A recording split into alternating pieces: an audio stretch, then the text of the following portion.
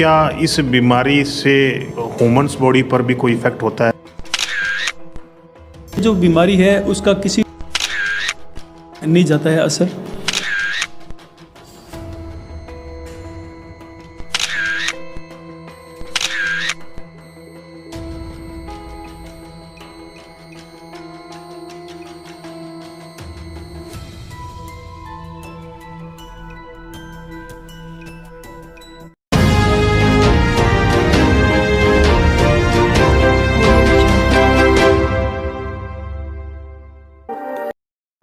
Lumpy ने दी हनुमानगढ़ में दस्तक। गोवंश में फैल रही इस बीमारी लंपी के मुख्य लक्षण शरीर पर फोड़े, फुंसियों के साथ साथ नाक में से और मुंह में से, आंख में से पानी आना और गोवंश को तेज बुखार है। इस तरह के लक्षण दिखाई देने पर आप अपने नज़दीकी राज्य के पशु चिकित्सालय संपर्क कर सकते हैं। गोवंश के अलावा इस बीमारी के लक्षण किसी और पशुधन में दिखाई नहीं दिए, जैसे बकरी, भैंस, घोड़ा आदि पशुधन में।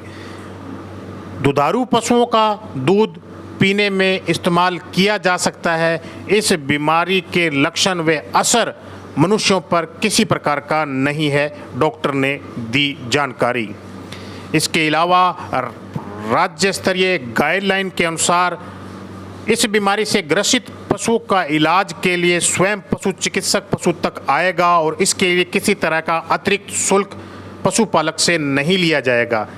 क्या है ये बीमारी, किस तरह से फैलती है, इसकी पूरी जानकारी के लिए अपने साथ जुड़ चुके हैं राज्य के पशु चिकित्सक और उनसे बात करते हैं कि क्या है बीमारी। अगर आप मेरे चैनल पर नए हैं तो मेरे चैनल को सब्सक्राइब करें। धन्यवाद। नमस्कार मित्रों, मैं सलीम अपना हनुमानगढ़ चैनल से। दोस्तों, इस टाइम अपने बैठे हैं राज्य के पशु चिकित्सालय हनुमानगढ़ टाउन के अंदर। जैसा कि मीडिया के थ्रू और आम लोग देख रहे हैं, गोवंश पशुधन जिसमें एक बीमारी चल रही है। क्या है ये बीमारी, क्या है लक्षण और इससे बचने का क्या तरीका है, इसकी जानकारी अपने इस टाइम लेंगे। अपने साथ से डॉक्टर साहब हैं, इनकी जानकारी के साझा करेंगे इस बीमारी के लक्षण और उपाय के बारे में। आपका हमें टाइम देने के लिए बहुत बहुत धन्यवाद। सर, सर्वप्रथम तो आपका परिचय चाहेंगे। नमस्कार सर, मैं डॉक्टर हरीश गुप्ता, उप निदेशक बहुउद्देशीय पशु चिकित्सालय हनुमानगढ़। डॉक्टर साहब, आपने टाइम दिया। अब अमूमन देखा जा रहा है कि एक बीमारी जिसके अंदर लक्षण ये है कि दिखने में जाहिर होता है कि जानवर जो पशु है उसके ऊपर फुंसी, गांठें सी बन जाती। क्या है ये बीमारी और इसके क्या लक्षण आप थोड़ा बताएंगे? यह एक वायरस जनित बीमारी है जो पॉक्स जीनस की बीमारी है। उसके अपने आगे स्पीसीज जो है लंपी स्किन डिजीज वायरस, जो इसका कॉजेटिव एजेंट है जिससे ये बीमारी होती है, ये एक वायरस की बीमारी है। तो ये बीमारी जो है पशु में जब होती है उसमें पशु खाना पीना छोड़ देता है, पशु के बुखार आ जाता है, मुंह में से लार गिरती है, पशु के आंखों में पानी गिरता है और पशु के शरीर पे गांठें बन जाती हैं। ये गांठें नीचे से ऊपर की तरफ आती है। कई बार क्या है, पशु के मच्छर काटा होता है उससे भी छोटी छोटी गांठें बन जाती हैं, तो वो अलग चीज़ है। ये अंदर की तरफ से ऊपर आएगी। पहले सबसे पहले इसकी जो गांठ जो है बाहरी स्किन को कोई नुकसान नहीं करती है। बाद में अगर गांठ फूट जाती है तब ये शरीर के बाहर दिखती है। अदरवाइज उसमें अपने को दूर से एक बंद स्किन के नीचे ये गांठ दिखेगी, जो ये वायरस के कारण ये बीमारी हो रही है। डॉक्टर साहब, ये बीमारी जैसे आपने बताया वायरस है, क्या ये इंडियन है या ये नई बीमारी है और कहाँ से आई और कहाँ से स्टार्टिंग हुई, इसके बारे में थोड़ा बता सकते हैं? यह बीमारी इस समय जो अपने आई है, पहले तो ये सितंबर 21 में भी आई थी, अपने एरिया में भी थोड़ी थी, लेकिन उसी टाइम उसका वो इलाज मिला और ज़्यादा फैली नहीं, तो ये जल्दी ठीक हो गई थी। अब जो बीमारी आई है वो पाकिस्तान, गुजरात के रास्ते होकर राजस्थान में प्रवेश किया इसने। सबसे पहले अपने बाड़मेर और जैसलमेर डिस्ट्रिक्ट इसमें आई थी, फिर जोधपुर में आई और वहाँ से ये इधर आ गई अपने हनुमानगढ़ गंगानगर में। अब ये राजस्थान के 11 ज़िलों में फैली हुई है और इस बीमारी के फैलने का कारण पशुओं का आवागमन, अपन इंसानों का आवागमन और पशुओं के, बीमार पशुओं के ऊपर से कोई मच्छर या मक्खी जो उनको काटते हैं, वहाँ से ये बीमारी स्वस्थ पशु को काटने के बाद ये हो जाती है। तो अपने को इसका जो बचाव का जो उपाय है वो यही होगा कि अपने को बाड़ों में साफ सफाई रखनी चाहिए, वह बाड़ों में नीम के पत्तों का व कपूर का धुआं करना चाहिए ताकि उससे मच्छर मक्खी वहाँ नहीं आए। डॉक्टर साहब, जैसे स्किन पर आप बता रहे हैं गांठें, ये जो गांठें अंदर स्किन के नीचे से स्टार्ट होकर ऊपर दिखनी बाद में स्टार्ट होती हैं, स्किन पर गांठ दिखने से पहले पशु में किस तरह के लक्षण नज़र आते हैं ताकि फर्स्ट स्टेज पर जाके इस बीमारी को पकड़ा जा सके और उपचार किया जा सके? यह बीमारी मच्छर या मक्खी के काटने के बाद जब वायरस उसके अंदर एंटर कर जाता है तो 4 से 9 दिन के बाद ये बीमारी अपना लक्षण दिखाना शुरू करती है। सबसे पहले थोड़ा पशु बीमार होता है या चरना छोड़ देता है, और लेकिन गांठें तो इसके जल्दी ही आ जाती हैं, भी अपने को बहुत टाइम वेट नहीं करना पड़ता। अगर पशु के लंपी स्किन डिजीज़ का रोग हुआ तो उसका लक्षण जैसे खांसी जुकाम में नाक में से पानी बहता है, ऐसे इसमें अपने तुरंत वो गांठें अपने को दिखने लग जाती है। तो अपने को बीमारी का तो गांठों से ही विशेष तौर से पता लगता है। अगर अपने बीमार पशु को वैसे सोच के अपने ये लंपी स्किन डिजीज़ का सोचेंगे तो बीमारियाँ तो इस टाइम पशु ये जो मौसम की खराबी है और है, इससे भी बीमार पशु हो जाते हैं। तो अपने को इतना भी जल्दी ये लंपी स्किन डिजीज़ नहीं मानना है, तो थोड़ा सा अपने को भी इसमें धैर्य से और इसका बीमारी का जो लक्षण है उसको पहचान के ही इसका बीमारी के हिसाब से इलाज करना चाहिए। डॉक्टर साहब, इसका कोई पर्टिकुलर जगह, जैसे मैंने कई जगह पर देखा गाय जो है मोस्टली पिछले गोबर वाली जगह पे या पिछले पैरों पर इस तरह की गांठें ज़्यादा हैं, और कईयों लोगों ने बताया कि वो गांठें इधर से सही हो जाती हैं फिर अगली तरफ चली जाती है, ऐसा कुछ है? देखो, ऐसा कुछ भी नहीं है। ये गांठें वैसे तो पूरे शरीर पे होती हैं, लेकिन जो आप कह रहे हो भी गुदा में या वेजाइना के पीछे लिप्स पे या अडर पे भी ये सॉफ्ट टिश्यू होते हैं, इन पे गांठें थोड़ा जल्दी दिख जाती हैं, और शरीर पे पूरे पे होती हैं गांठें ये। और कुछ में तो पशु में जैसे थोड़ी गांठ हुई, इलाज दिया और वो ठीक होगी, 1-2 दिन में 3 दिन में ठीक हो जाते हैं। कुछ में ये 5-7 दिन में ठीक हो जाते हैं, और कुछ पशु में ये गांठें जो हैं वो 15 से 20 दिन इवन महीना तक भी दिखाई देंगी, लेकिन पशु स्वस्थ हो चुका होता है। तो उसमें अपने को जब पशु का बुखार ठीक हो गया, पशु खाने पीने ठीक लग गया और उसके कोई दिक्कत नहीं लग रही है, अगर गांठें सिर्फ दिख रही है तो अपने को इस बीमारी से निजात मिल चुकी है पशु को, और आपका पशु उस टाइम स्वस्थ होता है। डॉक्टर साहब, जैसे कि आपने बताया कि पाकिस्तान और गुजरात बाड़मेर होते हुए ये राजस्थान में ये बीमारी फैली है, तो क्या टेम्परेचर गर्मी का भी इस बीमारी पर कोई ऐसा असर है कि गर्मी ज़्यादा होने से ज़्यादा फैलती है, या बारिश के मौसम में या ठंड में ऐसा कुछ है? बारिश के मौसम का ज़रूर है। जब ये मौसम में नमी ज़्यादा होती है तो जो शरीर में फोड़े फुंसियाँ होती हैं वैसे ही ज़्यादा हो जाते हैं। तो ये बीमारी जो वायरस है और ये इसने फोड़े फुंसी वाला ही सिस्टम करना है। तो इससे क्या है कि जो ये गीला मौसम है, नमी वाला मौसम है, ये बीमारी के लिए थोड़ा सा बीमारी के लिए अच्छा है, लेकिन पशुओं के लिए बीमारी फैलने में थोड़ा सा सहायक होता है। इसलिए ये मौसम भी अपने को थोड़ा सा नुकसान दे रहा है। डॉक्टर साहब, जैसे आपने बताया, बहुत अच्छी जानकारी दी कि इसमें मुंह में से या नाक में से पानी या लार तरह से टपकना और हल्का बुखार दिखता है जानवर को, ये मतलब मान के चलें भी बीमारी की शुरुआत है। तो इसमें जो पशु संभालने वाले फार्मर या पशुधन संभालने वाले लोग हैं उनको फर्स्ट एड में के रूप में क्या देना चाहिए?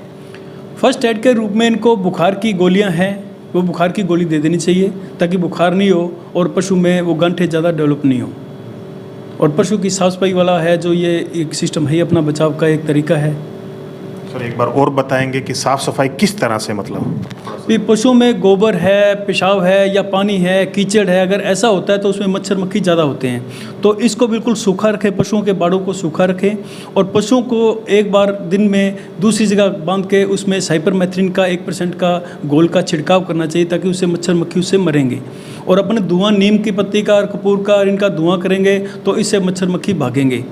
और इसके लिए अपने अगर पशुओं को नीम के पत्ती के पानी से फिटकरी मिला के अगर इनको नहलाते हैं, इसके ऊपर शरीर में लगाते हैं तो इससे भी पशु को थोड़ा राहत मिलती है और पशु के मच्छर मक्खी कम बैठता है। तो ये अपने थोड़े से इसके बचाव के उपाय रहेंगे। डॉक्टर साहब, अगर कोई ब्याने वाला पशु है तो उसमें भी इस तरह की बीमारी से कोई बच्चे पर या गाँव वाले जानवर जो हैं उन पर भी असर पड़ता है? हाँ, उस पर असर पड़ता है। पशु के अगर ब्याने वाले पशु के ये हो रहा है तो उसके बच्चे पे असर पड़ सकता है, चांस है उसका। तो कम से कम अपने इलाज इसीलिए देते हैं भी ताकि कोई दूसरी बीमारी, अपने जो इलाज दे रहे हैं वो बैक्टीरिया को, कोई दूसरी बीमारी को इसके शरीर पे नहीं लग जाए, क्योंकि इसमें इम्यून सिस्टम जो है वो डाउन हो जाता है। इसकी पशु की खुद की रेजिस्टेंस पावर है, खुद की ताकत जो है बीमारी से लड़ने की वो कम हो जाती है। तो ऐसे में अगर कोई दूसरा बैक्टीरिया इसके ऊपर अटैक करता है तो वो उसको बीमारी को दूसरी बीमारी इसके ऊपर हो जाती है। अपन एंटीबायोटिक का इसके इलाज करते हैं, लगाते हैं, तो एंटीबायोटिक से दूसरी बीमारी का जो बैक्टीरिया है वो नहीं लगेगा, तो अपने को उनसे बचाव रहेगा। इसका जो कोर्स है 3 से 5 दिन 7 दिन जो है उसमें ये बीमारी ने स्वतः ही ठीक होना है। और जब अपने बुखार नहीं होने देंगे, पशु अच्छा खाता पीता रहेगा, तो उसमें पशु को खाने पीने से भी शरीर में ताकत रहेगी, तो जल्दी पशु के बीमारी ज़्यादा नुकसान नहीं करेगी। डॉक्टर साहब एक सवाल और, जैसा कि आपने बताया गोवंश में इसमें गाय, भैंस, इसके अलावा बकरी या ऊंट, इस तरह के जानवर में भी इस बीमारी के फैलने के चांसेस हैं? गोवंश का मतलब सिर्फ गाय है, गाय है, बैल है, ये इससे गाय गोवंश होता है। भैंस वंश में कोई बीमारी अभी अपने एरिया में तो बिल्कुल भी नहीं है। हालांकि एक दो कोई दूसरे डिस्ट्रिक्ट में 1-2 भैंसों में अपने को देखने को मिले हैं, वो भी कंफर्म नहीं हो पाया कि वो लंपी स्किन डिजीज ही है या वैसी कोई गांठें हैं, तो वो चीज़ तो अलग है। लेकिन ये गोवंश की ही बीमारी है मेन, और गोवंश में ही हो रही है। बाकी जो बकरी में तो सी पॉक्स, गॉट पॉक्स ये होती है, ये उसी फैमिली की एक बीमारी है। उनमें तो ये गॉट पॉक्स कहला रही है, वो पहले चली आ रही है, हमेशा होती है, उसकी वैक्सीन की लगती है और वो ठीक होते रहते हैं, उनमें बीमारी नहीं आती है। लेकिन इसमें क्या अभी तक कोई वैक्सीन नहीं थी गाय के लिए, जो लंपी स्किन डिजीज़ है, इस वायरस के लिए कोई अपने पास कोई वैक्सीन नहीं थी। तो उस वैक्सीन को बनाने के लिए वैज्ञानिक पूरा तैयारी कर रहे हैं, और जल्दी ही वो बन जाएगी वैक्सीन, और जल्दी आ जाएगी तो अपने ये चीज़ वैक्सीन अपने स्टार्ट कर देंगे लगानी, जो स्वस्थ पशु हैं उनके। डॉक्टर साहब जैसे एक जानवर को हो गई, 4 या 5 जानवर रखे हुए, तो क्या उस जानवर को अलग साइड में रखा जाता है उन जानवरों से, या साथ रखने पे कोई प्रॉब्लम नहीं? थोड़ा उनको अलग रखना चाहिए। अलग रखने से क्या होता है कि कोई मच्छर मक्खी से भी नहीं फैलेगा, या वायरस एक के दूसरे शरीर में नहीं जाएगा, लार में और में। हालांकि थोड़ा बहुत चांस है उससे होने का, पर फिर उस चांस को भी अपने कम कर सकते हैं ना। भी कहीं भी किसी प्रकार के नज़दीकी से पशु से कोई वायरस इससे उधर जा रहा है तो नहीं जाए, और मच्छर मक्खी काटे तो कोई पशु दूर बैठा है तो उस पर वहाँ तक नहीं जाएगा, वहाँ मार नहीं करेगा, तो अपने को इससे बचाव रहेगा। तो पशु, स्वस्थ पशु को बीमार पशुओं से अलग रखना चाहिए, खाने पीने का सिस्टम भी उनका अलग कर देना चाहिए। सर जो दुधारू पशु हैं जिनका दूध यूज़ कर रहे हैं इंसान, मनुष्य ह्यूमन जो है, तो क्या इस बीमारी से ह्यूमन्स बॉडी पर भी कोई इफेक्ट होता है, या किस तरह की गाइडलाइन कोई है भी, किसी तरह की सेफ्टी रखनी चाहिए? यह बीमारी आदमियों में नहीं फैलती है, पशुओं से आदमियों में बिल्कुल भी नहीं फैलती है। और दूसरी बात दूध की रही, दूध में क्या है कि पशु के ये जो बीमारी है उसका किसी भी प्रकार का कोई दूध में नहीं जाता है असर। लेकिन फिर भी अपने को दूध जो है एहतियातन गर्म करके पीना चाहिए, काम में ले लेना चाहिए, उससे कोई नुकसान नहीं है।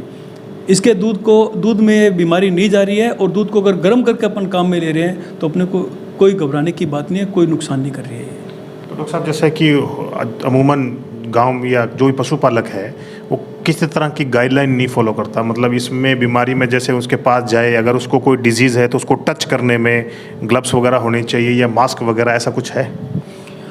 देखिए ऐसा है कि पशु को टच करने के लिए अगर आप टच करता है, ग्लव्स पहने तो बहुत अच्छी बात है, ठीक है। अगर अपने फिर भी उसको टच करते हैं तो उसी टाइम उसके अपने हाथ जो हैं साबुन से बढ़िया धोएं या सैनिटाइज़र लगाएं, ताकि ये बीमारी आगे नहीं जाए पशु के, क्योंकि वो पशु एक बीमार पशु से स्वस्थ पशु को भी वो देख रहे हैं। अगर वो दुधारू पशु है, दूध निकालना है तो सबसे पहले अपने स्वस्थ पशु का दूध निकाले, उसके बाद बीमार पशु का निकाले। अगर उनको खिलाने के लिए कुछ दे रहे हैं तो स्वस्थ पशु को पहले दें और बीमार पशु को बाद में दें, ना कि पहले बीमार को वो देखे और फिर उधर जाए, तो बीमारी अपने ऐसे नहीं फैले। दूसरा, अपने जो सोडियम हाइपोक्लोराइड का जो सोल्यूशन 2% सोल्यूशन है उसके अंदर पैर डुबोए तो कम से कम उसमें बीमारी शिफ्ट नहीं होगी, तो ये एहतियात बरतनी चाहिए। दूसरा, पशु को खुले में नहीं छोड़ना चाहिए। पशु को दूध निकाल के कई पशुपालक जो है गली में छोड़ देते हैं घूमने के लिए, चरने के लिए, तो ऐसा छोड़ने से क्या है, बीमार पशु अगर गली में जाएगा तो बीमारी फैलाएगा, स्वस्थ पशु जाएगा तो कोई बीमार पशु की चपेट में आए तो बीमारी अपने साथ लेके आएगा।